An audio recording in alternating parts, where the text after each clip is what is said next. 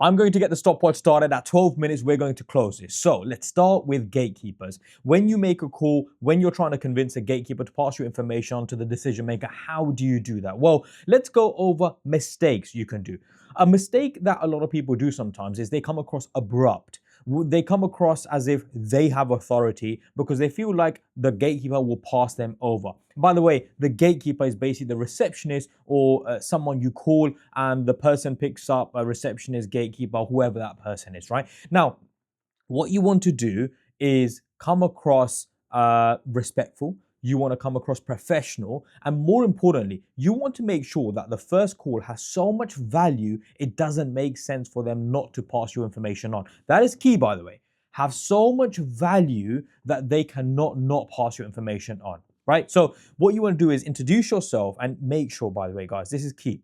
7 seconds at most and no more than that. In 7 seconds, you want to get your message across to where you're calling from, what you're calling about, and the solution or the value that you're going to bring to them and why it's absolutely essential for them to pass your details on. That is key now. So as long as you do that, the person, there is a higher chance they will pass your information on. Now, do not do things like, this is a sales call, ha ha ha, or try, no, because you're not giving any value. The main point of making a sales call or a cold call is to give value. And if you can put that value across in 7 seconds and then ask a question, that is what you're trying to do. Remember, guys, and this goes on to another part of the sales process, you have to ask open-ended questions. If you're not asking open-ended questions, it is a terrible sales call. You are very bad at sales, right? Do you need X? Is this what you need? Something like that. Now, that is a yes or no answer. If you're asking questions where the end person has to answer with a yes or no, it is a terrible call and it's a terrible sales process. You have to ask questions around what, how, why. What are you looking for? How do you go about this already? Why have the certain changes happened recently? Whatever it is. But the point is, you want to ask open-ended questions and bearing in mind that the client or the person that you are selling to should be speaking as much as possible. Because if you speak more, that's not going to help you. Remember, what you're basically doing in your sales process by asking open-ended questions is figuring out where the problems are for the company, the client, the customer, whatever. You have to find out what the problems are.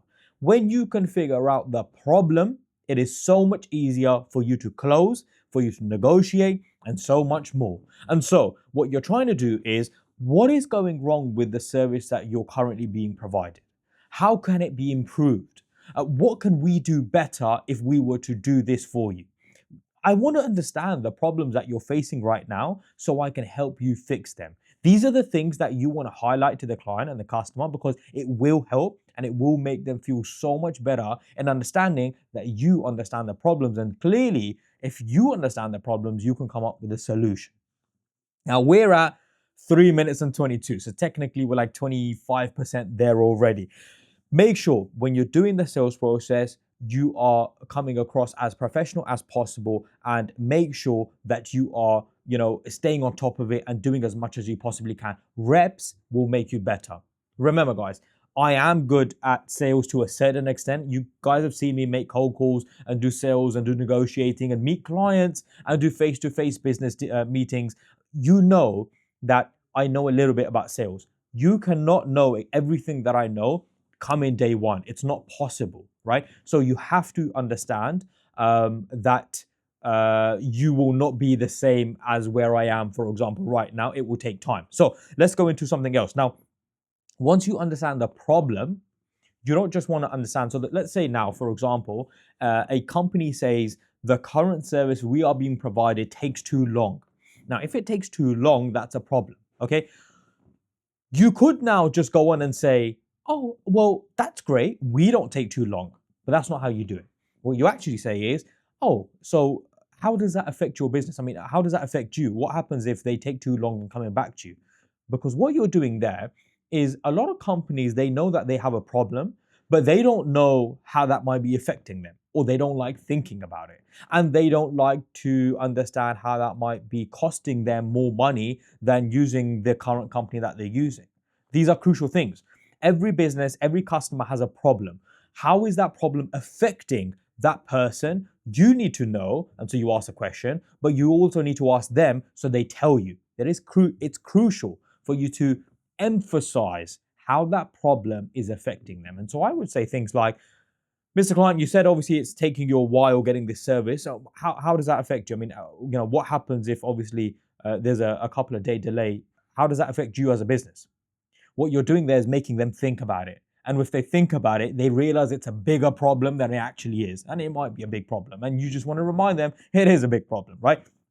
At that point, you say, oh, okay. Now, see, I understand your problems. I understand how that's affecting your business. And so what we do is this. In essence, you're giving the needs payoff.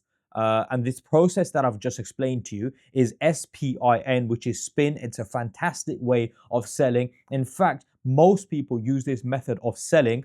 And so you are in the end telling them how you can give them the solution, how you're different to everyone else, and how you're going to focus on the problems that they're currently having to reduce, one, costing their business, and two, increase productivity, or however you want to do that, right? So hopefully that makes sense. Now we are where are we at? Where are we at? We're at 6 minutes 20. We're just about halfway. I'm going to try to explain a quick process of something that you guys see a lot, which is sell me a pen, right? Well, what is the right way to go about sell me a pen? Now, the question is a trick question, because actually when someone says sell me a pen, you don't start selling the pen. That is the worst way you could deal with that question of sell me a pen. What you actually need to do is figure out why they need a pen, what is the problem that they're having, and how you can come up with a solution for them.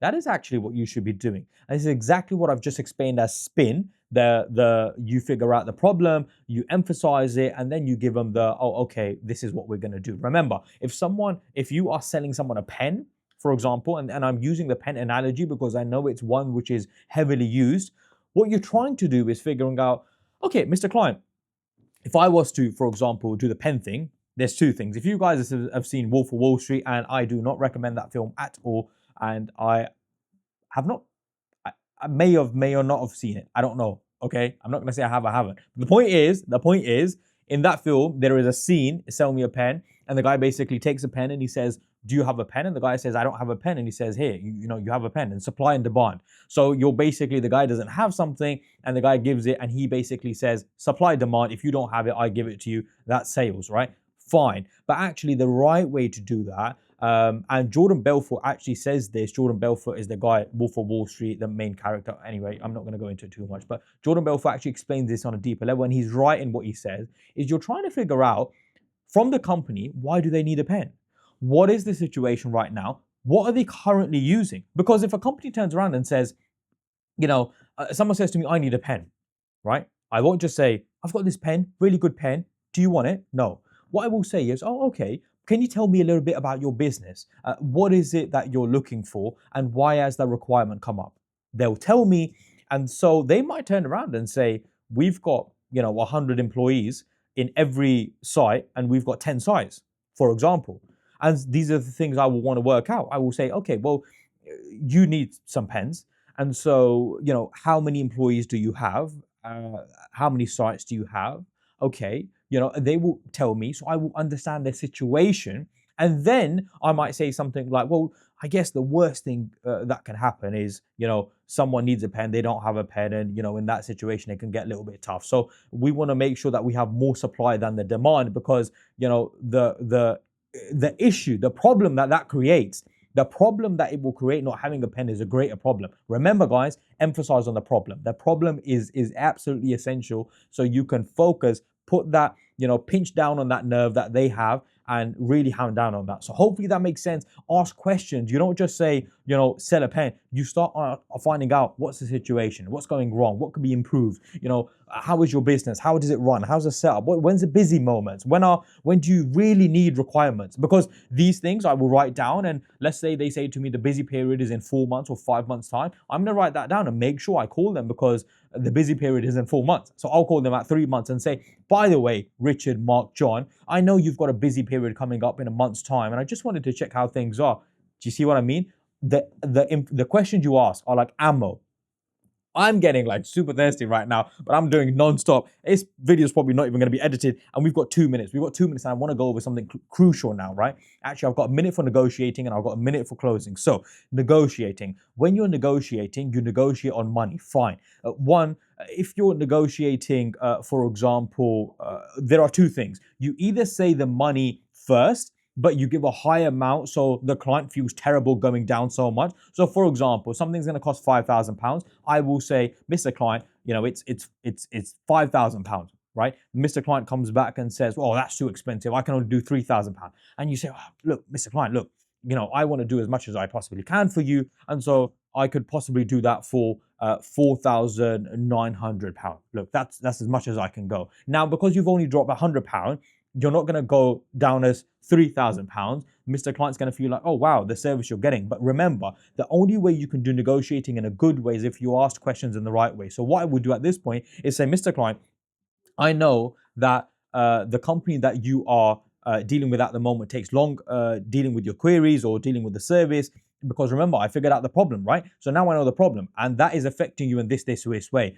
Let's be honest, they probably don't even know the problems you're facing, and I know that. I can hound down on making sure that you're getting the best quality, the best service, and at a good price. But obviously, we might be a little bit more expensive, though I will still do what I can for you and do it at 4.9 or 4.8, for example. You drop slowly, don't drop dramatically. We got 30 seconds left, and I'm going to extend this for a minute because I think giving value is more important, right? That is just one part of negotiating. Maybe I'll do a whole course on just negotiating. Closing, again, remember, the problem is the solution to your close. You're going to figure out exactly where their problems were, how that's affecting them. You're going to emphasize that, and then you're going to say, "Mr. Client, I can do it for X amount. I could do it for X amount," making sure that you're saying you're giving them the solution, and that is what's going to help you close the process. Hopefully this video was of benefit to you guys. I think we're getting close to 12 minutes. Make sure to like, share, and subscribe if you like these sort of videos. Then I guess share with your family and friends. I appreciate you guys as always.